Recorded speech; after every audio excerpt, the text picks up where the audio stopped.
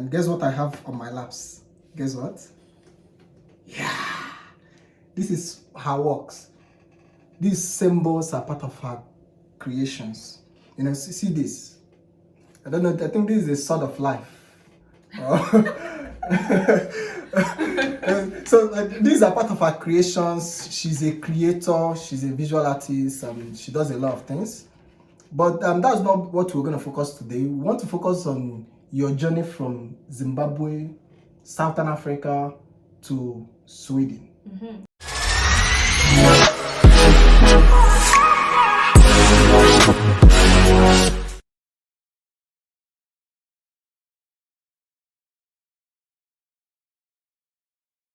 Okay. So Taurai, you have to introduce yourself to us and let us know a little about you and your escapade, your journey in Sweden. So. All right, my name is Taurai Valerie Mutake, aka Tavatek. Sorry, did you get that? That was too fast. Taurai Valerie Mutake, aka Tavatek. You know what Tavatek means? AKA Tavatek. Tavatek. Okay, just go ahead. No, you can explain. Go ahead. So basically, I am an award-winning graphic designer from Zimbabwe, and I am here in Stockholm through that. Actually, I don't know what exactly you want to know. What do you want me to? You need to add the fact that you are an award-winning visual artist, visual communicator. I mean, she's. The first time I learned about her was through a newspaper. You know, I read an article. That's. No, I'm not kidding. What? There's an article about her works. She takes African symbols and creates meaning, creates history, creates things out of these things. You know, she's trying to just tell us what you do. Tell us what you do. Wait, guys, see this. Permit me to show. Okay. Can you see this? This is her design. This is exactly her design. So yes, I am a graphic designer, and what I do is revive a way of writing that was used in Southern Africa, but not many people know about it. It is something similar to hieroglyphics, but it was used in Southern Africa, and what I basically do is through my work try to revive it, let people know what existed and how to make that come back. So looking at how designers look for inspiration from wherever where we look for inspiration, I always urge for people or designers to look for inspiration from inside Africa, from Southern Africa, and use those symbols to be included in their work as a way of communicating. Well, I must commend you on your work. Taurai did an exhibition here in Stockholm. I was there live, and I learned a lot of things about myself and about Africa. And guess what I have on my laps? Guess what? Yeah, this is her works. These symbols are part of her creations. You know, see this. I don't know, I think this is a sort of life. These are part of her creations. She's a creator, she's a visual artist, she does a lot of things. But that's not what we're going to focus today. We want to focus on your journey from Zimbabwe, Southern Africa to Sweden. We want to focus on, I mean, there's so many things to discuss about you and about what you do, but let's talk about Zimbabweans who are watching this video, who want to learn more about your life in Sweden, or why you came to Sweden, or how you are in Sweden. And not everybody else is interested to want to learn about that. So how did Sweden come into the picture of this successful artist who was in Zimbabwe? Okay, so basically after my BA, I started working. You did a BA in what? In visual communication as well. Okay. I did it in South Africa, and through that I met a friend called Osman Chuma, who is from Zimbabwe, who's friends with also Nontokozo Chabalala, and she made me know, Nontokozo Chabalala made me know about the SI scholarships, which I then applied for. And through that, I then applied for admission into the Swedish institutions, and that's how I got admitted into one of the universities in Sweden, which is Konstfack University. So I got admitted there, and then also I applied for a scholarship there, and then I got the scholarship. That 100% scholarship from Konstfack. That is a special school. It's not for everybody. It's for the selected smart, creative, innovative artists. So it's a university of arts and design, right? Arts, crafts, and design. Art, craft, and design. So for you to be there, you have to have an interest in that area. And of course, she's an award-winning visual artist. If they didn't give her admission, we'll shut down the university. But they gave her admission and they gave her a scholarship. So why do you think you got the scholarship from the university? I mean, this is a special school. And believe me, artists, visual communicators, creators all over the world will be applying to this single university. Yes. Why do you think you were given admission? And why do you think you won a scholarship from the university? Let's know. Okay, so basically the work that I applied with, I mean, you would have to think twice why not to give me. I like that. I mean, you see the confidence. The university have to think twice. I mean... So yes, my work, this that I just spoke about, as well as more like designs that I've done, not necessarily to do with the Nguni symbols, but the work that I produced, still producing. I mean, it's good. I know for a fact it's work that you would love to see, and like I like this. I really love this. I really love this. I mean. So that's how I think I got selected. It's just purely my work that has pure talent, pure innovation, and yeah, that's someone who wants to apply to your university, or who wants to apply for scholarships for masters in or whatever program in Sweden. Yes. What do you think they should have as a selling point? Is it the past experience? Or is it what they intend to do? Or is it what should be for you? Definitely because of your existing works. But we have people who might not have as much experience as you do. What do they do have to? What can they do? Personally, I think it's more about setting a goal for yourself. What you want to do, what you want to be known for. So when you're doing these applications, you in your motivational letter, even if you've never done anything to do with art, or your background is not like art related, it's where you're trying to go, where you then motivate to say, I am an accountant, but I've seen myself to be an artist, and here's what I've done, even if it was like just work on the side or drawings or something on the side, that you then show that this is what I have, and you also show like where you want to go. Be it also like in the creative industry also. So you need to show your passion. You need to show in your application where you're coming from and where you're trying to go. That's what I get lots of questions about this. Let me give you an example. For example, I'm an engineer. I studied engineering in bachelor's, but I have passion for photography, and I've done photography for 3 years, professional level. And I want to now do a master's in arts and design in the university, or in photography or something related to visual communication or whatsoever. How can I tell the story of my photography? Is there, because most universities in Sweden demand for bachelor's transcript. If I submit my transcript, they will just see further mathematics, engineering, this physics, How do I tell a story of photography? I think it's basically showing what you have done and the talent that you have through your storytelling. So your storytelling does the work for you. You show us, like I was saying, you show the work that you have done, the passion you have for this particular subject, and what you're trying to do or where you're trying to go with it. So it is through that way you have to visually show the people what you want to do. Visual communicator, you have to visually show the people. So let's say photography, you're passionate about photography, it's a specific type of if it's family portraits, here are my family portraits that I've taken, and I need to enhance my skill on that, and I need help from your university.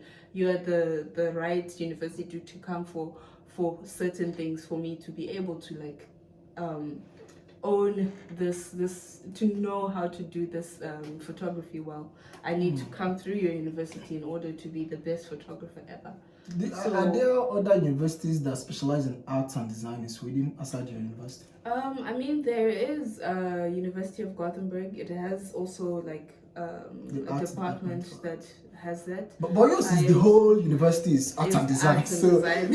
So, I mean, the whole university is art and design. Yeah, I think Beckman's College is also one, but I'm not too sure. I'm not 100% sure. Well, if I'm an artist, I'll just come to your university. And if I'm interested in art and creativity and stuff like that. Wait, people in your university, are they all creatives, or we can find some? All of them are creatives in some way. Yes. Be it art, craft, or design. Tell me the truth. Nobody's watching. Nobody's hearing us. Tell me the truth. No, for real. No, for real. I have lots of like colleagues, if I could call them that, that are brilliant. That I'm like, wow. Then that means the competition will be high for someone who wants to come to this school, who wants to be there, especially on a scholarship. Yeah, true. No, competition really is high. Your work has to really stand out in order to be noticed. What makes a work stand out? Is it the work, or is it how you tell the story about the work? It's the work itself and how you tell the story about the work. Why do we need such work, or how do you communicate that work to be important and to be, even if it's to yourself, how is it important and why are you creating this? Yeah, sometimes I imagine how you answer that question. Maybe, you're not, I don't know if you paint. Do you paint? Yes, I do. Okay, so let's say someone makes a painting now. They just wake up one day, takes their board, and then they paint something in their head. Yeah. How does that help the world? How does it contribute? How does it stop hunger and stop? I mean, tell us, give us a motivation. Now. Okay, I'm the university now. You present one for us. Let's see. For painting. Actually, to be honest, painting is something that I've recently gotten back into. I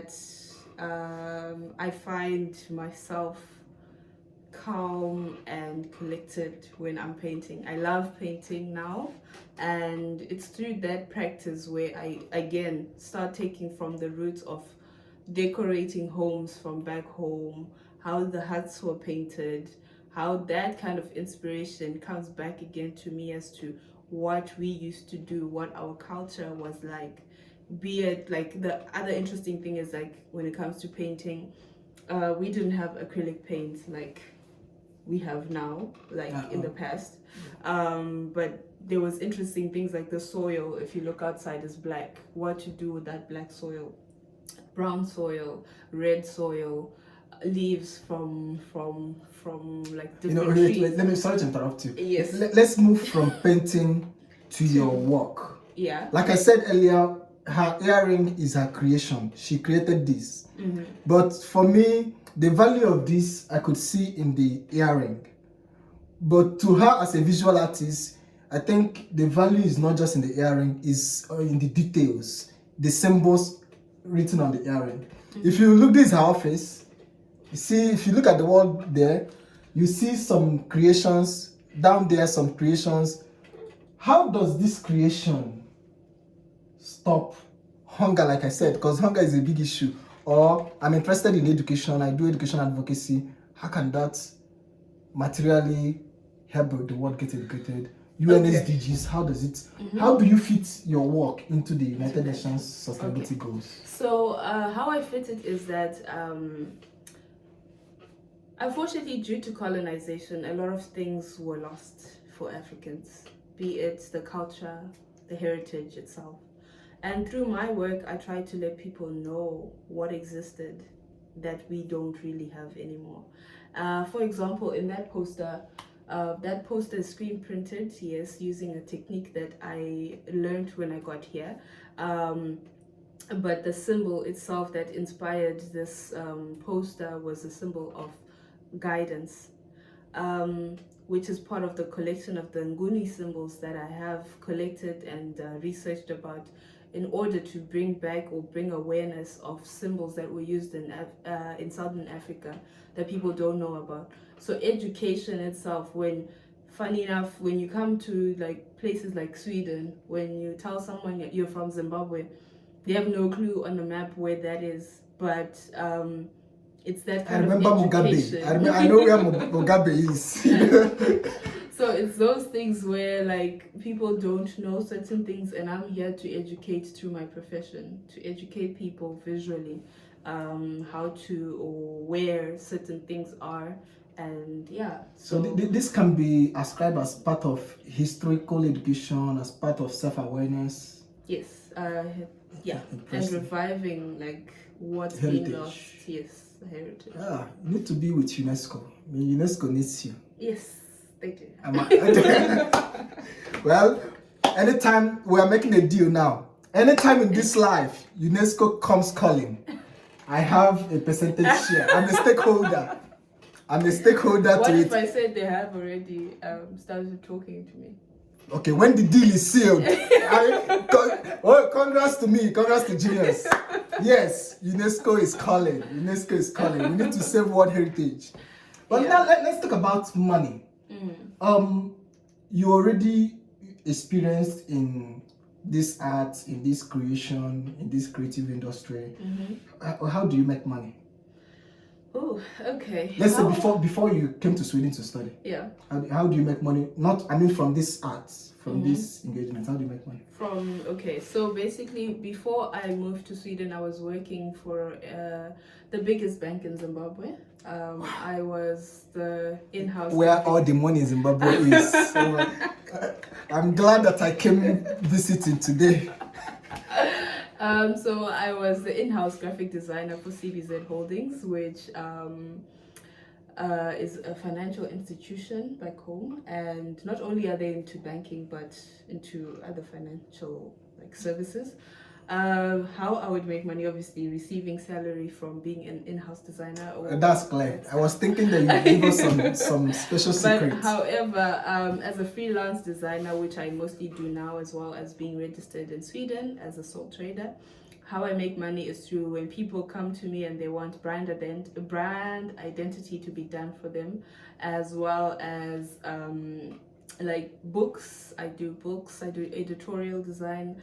I do a bit of photography as well now, and then also mostly lately it's just been more of brand identity. I did a brand identity for Graphic and Swoosh, my first client in Sweden, and that was a fun project to work out. So I did their logo, I did their site for Bangladesh platform, and through that, not only am I making money through that, but also projects that I'm passionate about that are to do with collecting work for artists, for example, showing what artists are doing out there. So collecting that and putting it all into one place for people to access. Is this because your skills are so good, or is this because you found a way to solve the job market issues in Sweden, or you found a way to penetrate the market?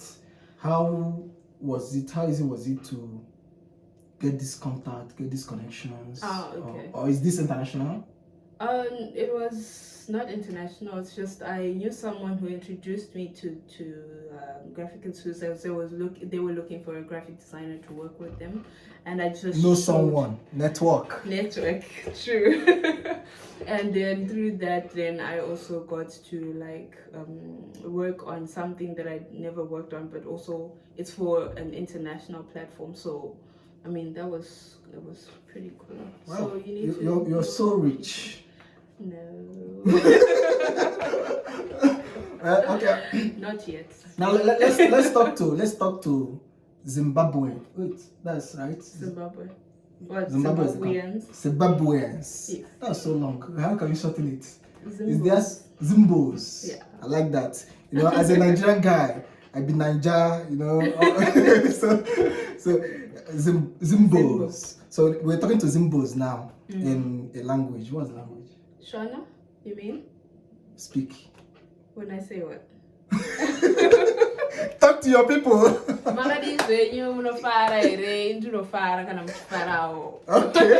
Well, I don't know if she abused me, but I'm greeting my people. But I'm putting a disclaimer. Disclaimer to whatever she said. I cannot be held responsible. Right? So if someone in Zimbabwe wants to move to Sweden for academics or to find a job or for greener pasture or for tourism or for whatever reason, positive reasons, legal reasons they might have, do you think it's a good idea? It's a good idea in summer. For a tourist. Okay, tourist, good idea. Okay. Personally, I'm still 50-50 about the weather in Sweden at the moment. We're about to go into the dark days and cold days. And what does that mean? Dark days and cold days? That's scary. By dark that days, sounds so scary. You're going to dark days and cold days. I mean, dark days meaning it will be you get sunlight only at like 8 a.m. and then the sun sets around 2 p.m. Well, yeah. that's for a month or two. Then for sometime like in January, February, you get sunlight from 10 a.m. not 8 a.m. from 10. Yeah. So and then by 2-3 p.m. the sun. There's no sunlight technically. You won't even see the sun. You only see the brightness of the cloud. You know, yeah. That's the funny thing. Yeah, no sunlight. But it's a beautiful time. You have cozy hours. You be in your private space, or you go to social gatherings, or if you love walking alone, I mean, just imagine things you could do in cozy moments. It's still fun. Yeah. So what makes it dark and scary and cold? I didn't say scary. I said dark and cold. By dark and cold, I just mean in terms of the light itself, the presence of the natural light outside. Yeah. And by cold, I mean, as it says, winter. We all knew when we're moving to Sweden, don't expect it to be anywhere. Well, but that's a good thing. I mean, in Nigeria, we have to use the refrigerator 24/7 every day. If I want to drink water, I have to go to the fridge. Anything I want to have a drink, go to the fridge. But in Sweden, just take it outside and it's frozen. So you don't need isn't that a good thing? You don't need a fridge. You want to have an ice drink, just go outside, keep it outside for 10 minutes, come and have something chilled. Yeah. That's a good thing. That sounds nice. It sounds nice in that way. So tourism, good. Living in Sweden, 50-50. Because of darkness, weather, and coldness. I mean, Sweden is a cold country, in the polar, northern hemisphere. Yeah. Now let's talk about studying in Sweden. Okay. A young student wants to come over here, do a master's program, and probably get a job, reside here, and live happy ever after. And then maybe go back home to Zimbabwe to invest. How visible, straightforward, and nice is that idea? Okay, straightforward in terms of how to apply, how to get here. I mean, that's kind of straightforward. Also, if you are a person like me who likes to understand and know people, so in my case, because I knew exactly what I wanted to achieve out of this, I had to look for the people that knew about Sweden, that stayed here from Zimbabwe as well, to get notes of like, okay, I'm moving to Sweden, this is what I need to do, what do I do, where do I find accommodation, etc.